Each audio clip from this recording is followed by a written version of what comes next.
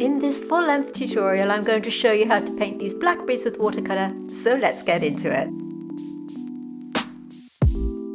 Okay, I've done the outline already because we want to press on with the watercolour painting, and I'm using a 50% cotton block from Etcher, and if you're not used to blocks, they come with a black sheet, so you'll need to remove that. I've printed out a photograph of my blackberries, scribbled on the back with a pencil, flipped it over, stuck it down with some washi tape, and just traced it down this way. Now we do provide you with a free trace down drawing and a simple outline, and I'll tell you later on in this video how you can obtain them. The paints I'm using are from this set, from Mijello Gold, but you can, of course, use whichever paints that you have. These are the colours: olive green, sap green, Van Dyke green, raw umber, we have orange, yellow ochre, and the pink one on the end there is rose madder. And you can see that I've mixed a few colours here to get some nice muted tones and a dark burgundy tone. The brushes I'm chosen to use today are from Rosemary Co. They are pointed rounds, number 6 and number 4. And my trusty eradicator brush, again from Rosemary Co. This is a stubby little brush and it's great for lifting out any errors. This tutorial is suitable for all levels, and I will put all the materials in the description box underneath this video, so let's press on. This little set that I have here comes in tubes, and I've squeezed them into the palette and let them dry, and I'll continue to use them until they're used up. So I always, if I have tube paints, just to let you know, I will squeeze them out and just keep reusing them. The first colour that I'm mixing, as you saw me doing there, is yellow ochre with a tiny bit of rose madder, and I've decided to maybe use bleed proof white towards the end, but I'll talk about that later. So this colour here will be the colour that we see underneath some of the berries, along with the watery mix here of olive green. And I'm dropping this in like this using my number 2 size pointed round brush. Now it's really important that you apply your colours sort of really carefully and thinly to begin with, which allows you to build up your colours to the depth of colour that you want. If you go in too thickly, too quickly, you're going to end up with a bit of a muddy mess, and we don't want that. So all we have here is yellow ochre and rose madder there, and the olive green with the watery consistency here. So this is the colour that you can see that's underneath the darker colours on the blackberries. Now this little puddle of water that I have in my palette, if you're new to my channel, you're wondering what I'm doing, it's because if you clean your brush in a glass of water or a jar of water and then you go to reapply your paint onto the paper, you'll find that the water drips down the ferrule of the brush and spoils your painting. So by having a tiny palette on the side there and cleaning your brush that way, it means that you don't put any excess water onto your painting. So here we are, carrying on with the olive green, using my brush straight onto the paper, wet on dry, and here we have a watery mix of rose madder. This is just a lot of water to a tiny bit of pigment, and you can see that the pigment payoff with these Mijello paints is very good. You need a tiny bit of pigment for a lot of colour, so I'm adding a lot of water to water them down. And you can see how I'm dropping in the paint onto this berry like this. Notice that each berry will change in tone and colour, so we're just going to get these base colours on. Now if you are new to watercolour painting, please watch this video all the way through, because watercolour does have that tricky phase that we all call the ugly duckling stage, and sometimes if you're new to painting with watercolour, it can be difficult to go past that stage thinking that you've done it wrong. But believe me, it's all part of the process, and if you watch this video all the way through, you can see how that tricky process unfolds and you end up with a painting that you can be proud of. So again, this is the yellow ochre and rose madder mix, maybe a tiny bit of orange in there, and just apply those base tones where you think some of them have a yellowy tone or a green tone, some of them have, like the one on the bottom, a more pinky tone. So that's what we're doing for this first wash. So I'm using the tip of my brush here just to drop in a little bit more green on this blackberry here onto the, I think they're called, these little bits are called drupelets. One of my viewers, I think, mentioned before when we did another blackberry tutorial that they're called drupelets. So if I'm saying that wrong, please let me know in the comments. Okay, so that wash is now dry, so we can think about that leaf that we can see in the background. I'm adding Van Dyke green to a tiny bit of olive like this, and you can see also a puddle of sap. And to that I'm adding some olive just to tone it down a bit. If you don't have Van Dyke green, something like a Perulean green would also work, and you can see me there, that top puddle is yellow ochre. If you don't have any of the colours I'm using and you want to join in and you're struggling with the colours that you have within your own kit, do let me know in the comments below, and I will do my best to help you match the colours to the colours that you have within your own set. So don't worry if you haven't got the colours that I'm using. As I said, I will link them in the description box, but you don't have to go out and buy them. Use what you have within your own kit, because invariably there will be something there.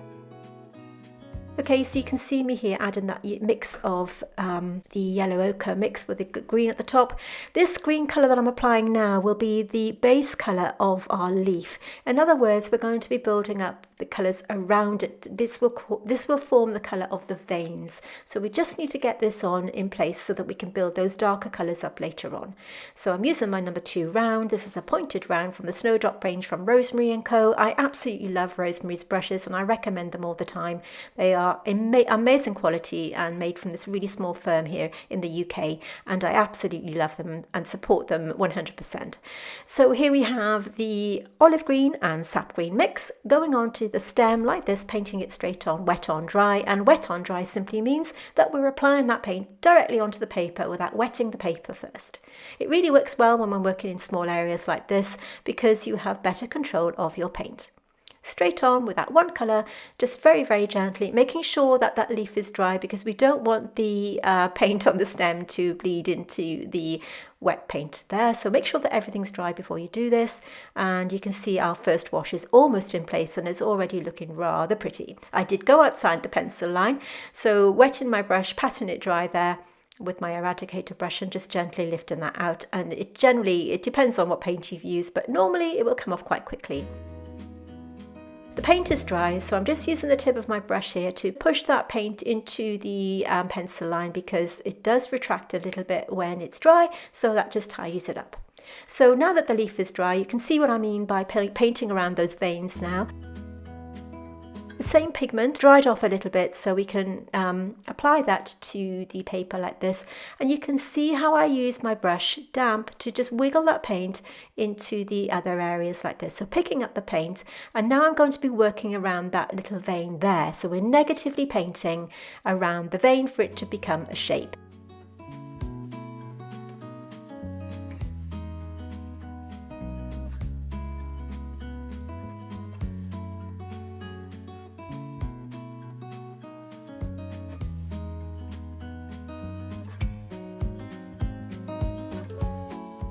I'm just putting a slightly darker line where we have that vein, just to give it a little bit of an illusion of it being facing the back.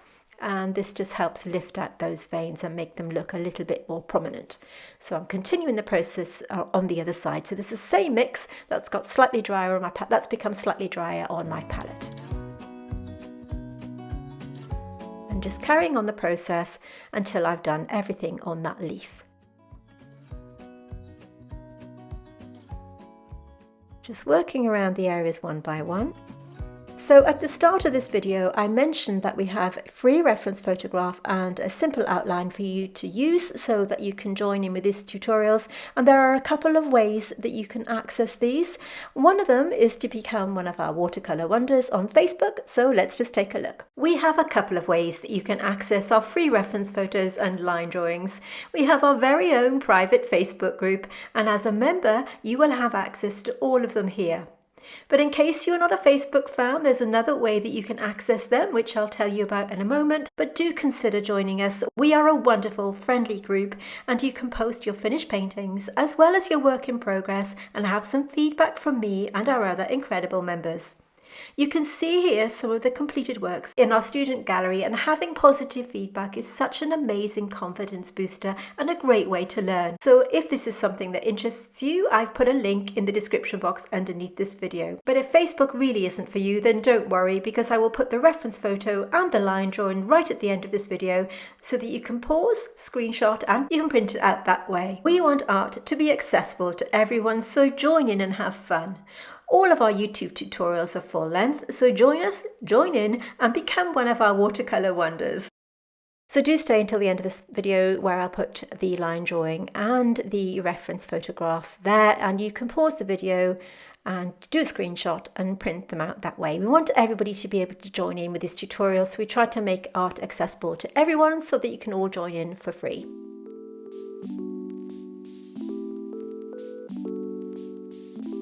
All of our tutorials here on YouTube are completely full length and free for you to use, so we want you to join in. And on that note, if you are enjoying this video, do give us a big thumbs up. It's a way of letting YouTube know that you are enjoying our content.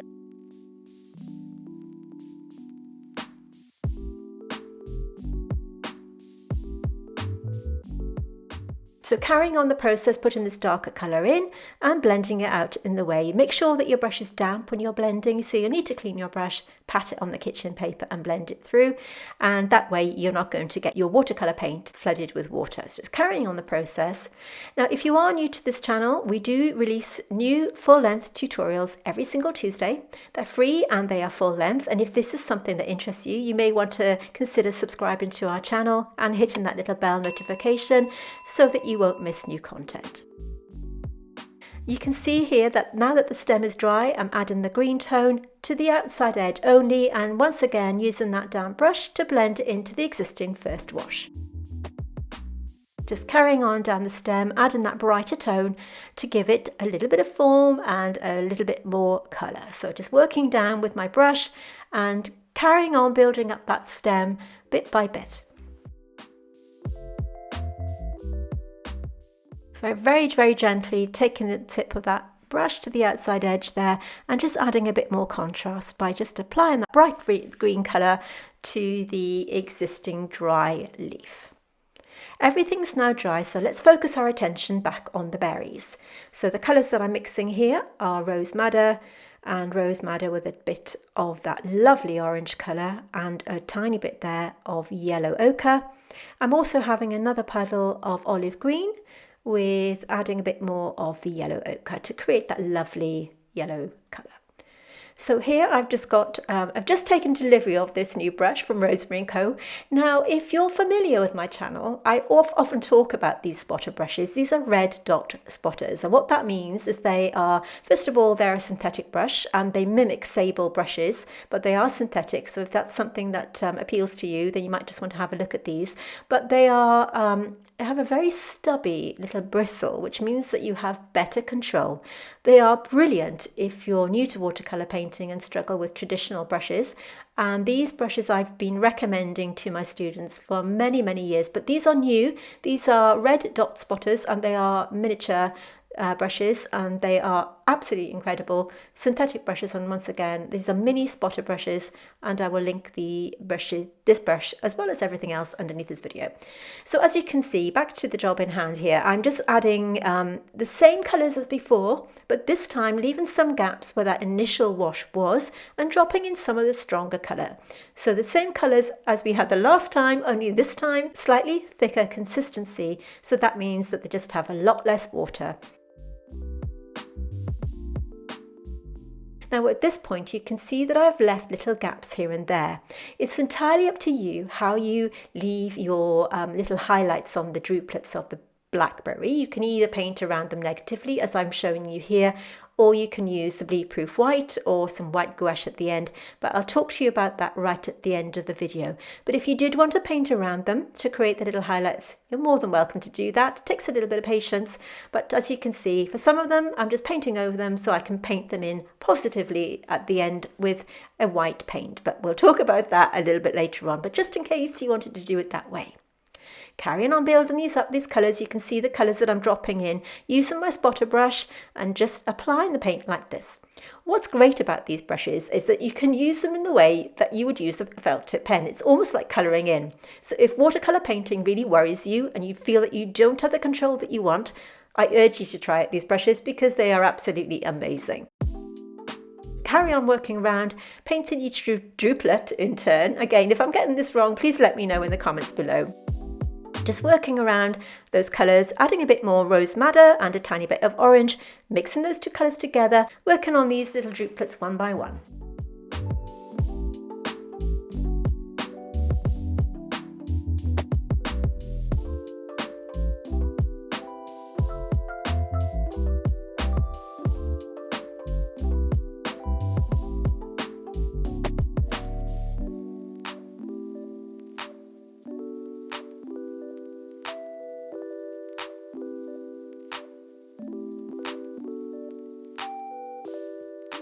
working around, just picking up those colours and switching them from my palette, using that little brush, going from the orangey tones to the yellowy tones, and of course some of them have a little bit more green as we work through. And I decided to take this colour all over this element here, because we're going to be building up these colours as we work through. But by applying these colours very lightly to begin with, it does give us that chance to build up the colours as dark as we want to later on.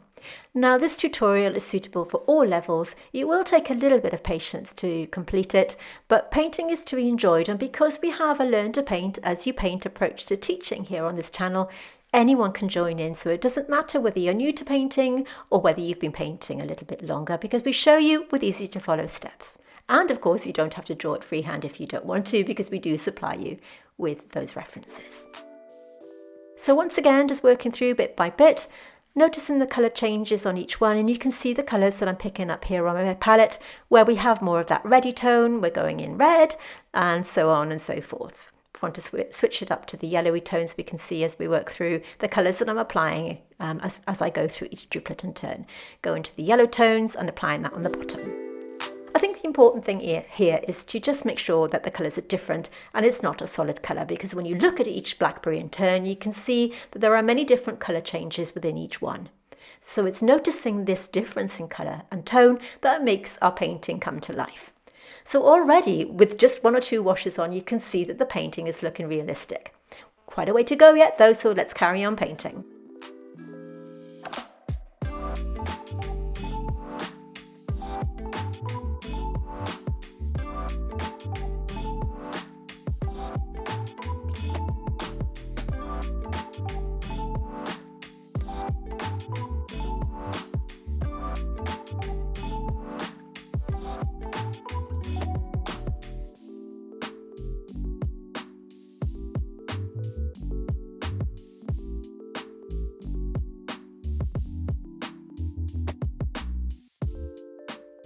All of our tutorials on YouTube are free and are full length, and you won't find them anywhere else. But if botanical painting is your thing and you want to improve, then we do have a Patreon, so let's just take a quick look. If you love botanical painting and want to know more, then you may want to join our Patreon. We have different membership levels so that you can take your botanical painting to the next level.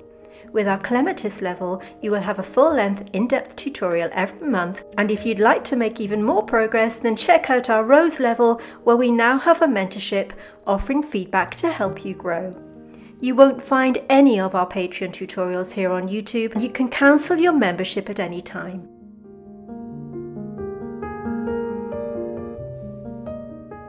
So if you want to take your botanical painting to the next level, then take a look. I'll put the link in the description underneath this video.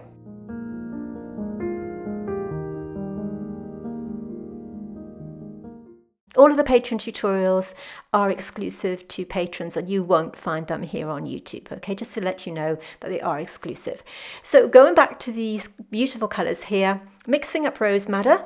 This time I'm adding the Van Dyke green. Now this might seem like a strange combination, but this creates this beautiful dark burgundy tone.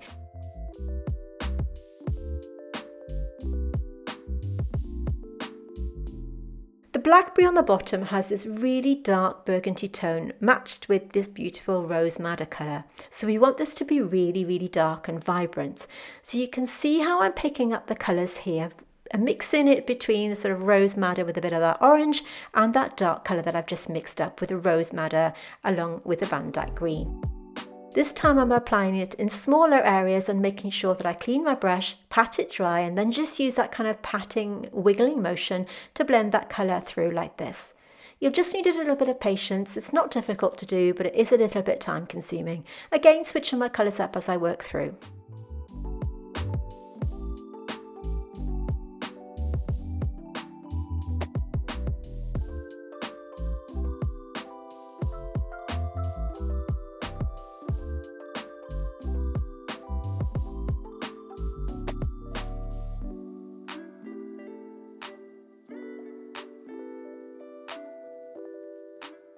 Adding a bit more of that rose madder, just dropping that in. We want this to be a really strong colour. I'm just carrying on working through.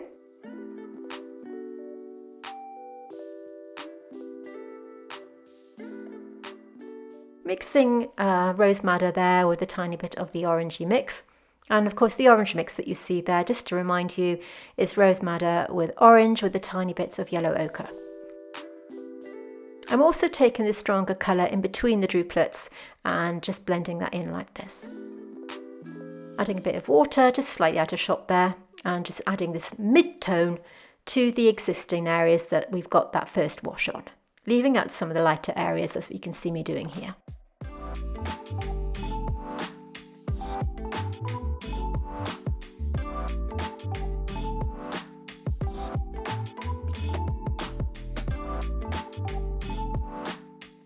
Notice the full control that I get with this delightful little brush. Everything's dry on this now, so I'm using that darker colour to go in between the droplets just to add a bit of contour. Because of course they won't be flat, they have this little darker value in between each of them. I've sped this up for you simply because it's a lengthy process and it takes a bit of time to do. So you can see what I'm doing here, just working around each one and blending it through in the way that I've done all along. Just dropping in that colour. And you can see now this already has this kind of three-dimensional look. Adding those colours as I work through and just paying attention to my reference photograph to see how that colour changes. This is my number 2 size round, and this time I'm just using plain water to go over the entire thing to merge those colours together. Now if you do this, make sure that your paint is dry before you do it and use a very, very light touch. And I'm doing this to the rest of the berries that I've done, and I'll do exactly the same thing on the berries that I haven't painted in off camera, but it'll be exactly the same process. So just going over the entire thing with plain water to merge those colours together. And I'll do these off camera and then we're ready for the next step. So here we are, everything's completely dry and we're ready to go with our next layers. And I'm sorry if this is slightly out of focus, but I wanted to show you me mixing the colours up here. Olive green, and we have sap green there, and we want to start now adding some detail to the rest of the foliage. So this time going back to sap, and I'm adding a tiny bit of Van Dyke green here.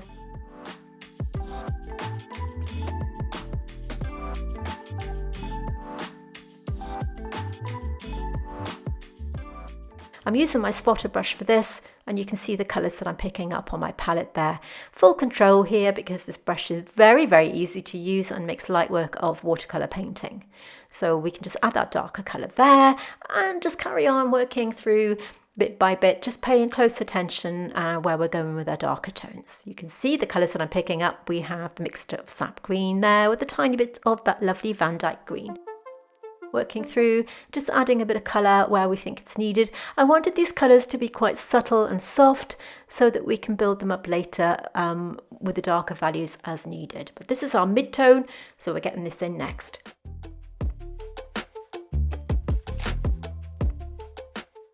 This time I'm applying the paint not everywhere on this little element. I left a little bit at the top there to give it some shape. So you can see I've painted around that shape, that's negative painting, and just dropping in a little bit more of that green tone. I've added some olive green to this, as you can see. So by leaving that little gap either side, it makes it look three-dimensional. So you can see it's like a colouring in. You can just really, really simply add the paint with these brushes.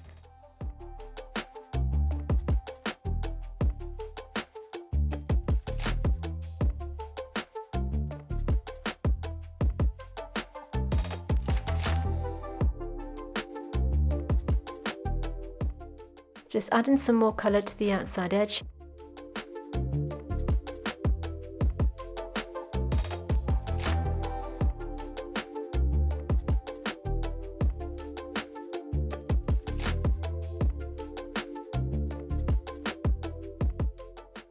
So just adding a tiny bit more value here and there, and to the outside elements of these stems, just enhancing the colour as I work through.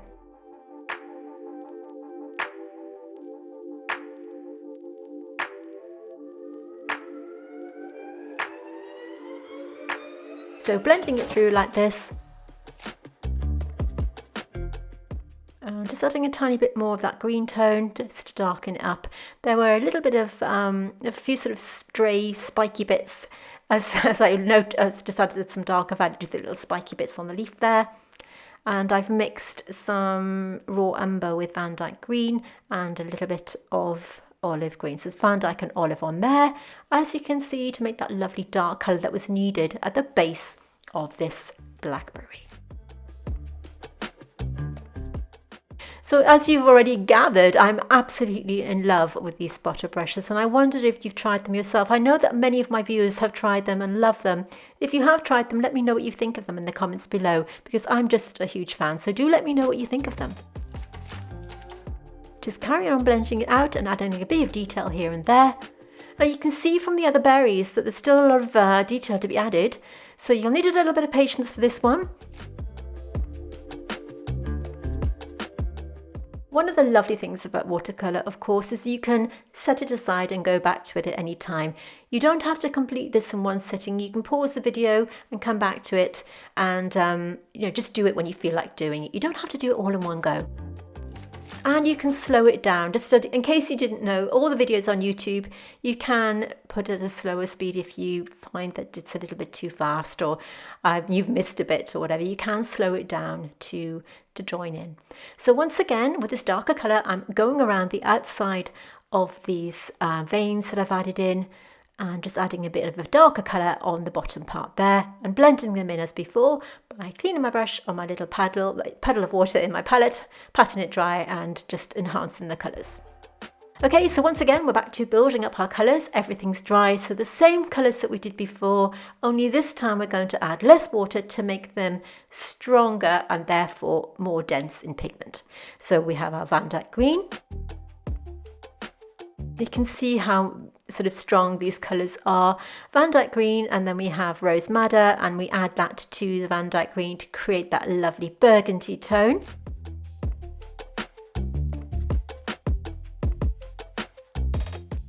Just a beautiful colour, so vibrant and strong, and you can see the colours that I've picked out here. Same as before, but obviously slightly thicker consistency. So we're going to be using these now to build up our final layers of the blackberries like this, going through them once again, one by one. Because we added the water glaze, we may have lost some of the details. We need to put that back in, and at the same time we need to add our darker tones. So just one by one, going over each of these druplets. Like I said, you'll need a little bit of patience to do this. I'm speeding this up for you because it would have been a very, very long video, but if you do want to slow it down, you can of course do that if you want to.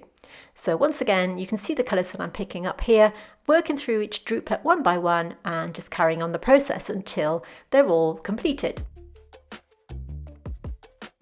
We've still got quite a way to go, so working through bit by bit, this time going in between some of the druplets again with some of those colours just to give them a bit more form. We don't want them to look flat, we want to give them some separation, which is why we're doing this. I'm using my number 2 size pointed round for this one, just because I felt I wanted to have a little bit more of a sharpness that the little spotter brush didn't give me at this point. So I'm using this one. This has a very, very fine point and gives me better control. You can see I'm blending in each of those tiny little colours as I work through and blending them out at the same time.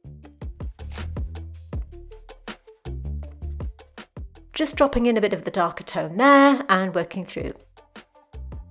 Just adding some colour and blending it out. Just adding that darker tone and working in between each of the druplets again, enhancing the lines that I put in earlier. And I'm also taking this opportunity to sharpen up any edges and make it a little bit neater. Notice how I'm not taking that colour all over the druplets. I'm just applying it here and there and blending it through. That way I don't lose the colours that I've applied underneath, and you can still see them shining through, which gives them each their three-dimensional look. And you can still build up those colours at the same time.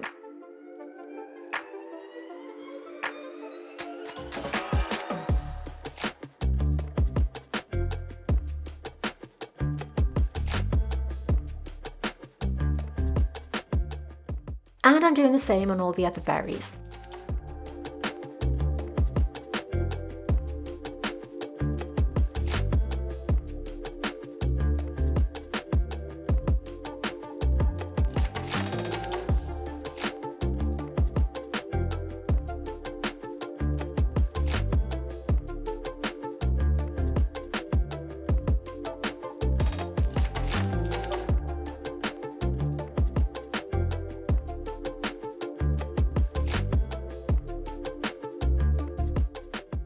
So I'm using the really dark colour where I feel it is needed.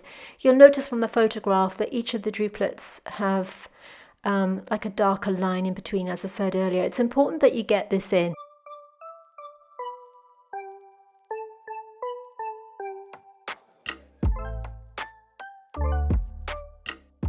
Just carrying on working around each one, and if you feel that any of the colours need strengthening, now's the time to do it.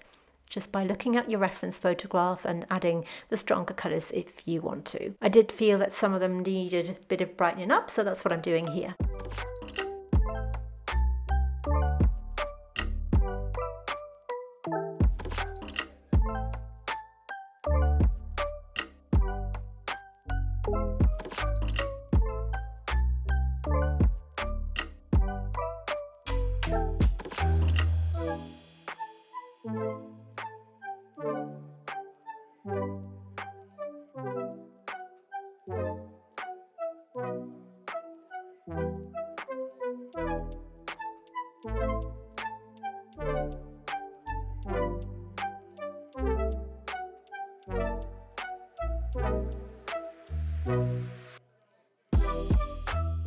So just sharpening up some edges here and there just by adding some of the darker values.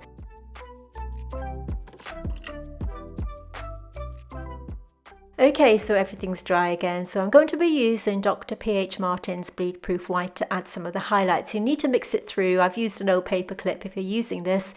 If you don't have this colour, you can see how opaque it is. You could use a white gouache or even Chinese white or anything like that you have that's got the sort of really good opacity. I love Dr. P.H. Martin's Bleed Proof White because it does give you that sort of really strong white colour and is very easy to apply. You can see me here just very, very gently applying these tiny little highlights one by one. This makes a massive difference to your painting just by adding these tiny little bit of white highlights as I work through. It really makes your paintings come to life. So I'm going to be putting these tiny little drops of Bleed Proof White on each of the droplets as I see fit, working through them one by one, taking care with I don't want to put them on too heavy-handedly. I'm just using a light touch here, working through each one.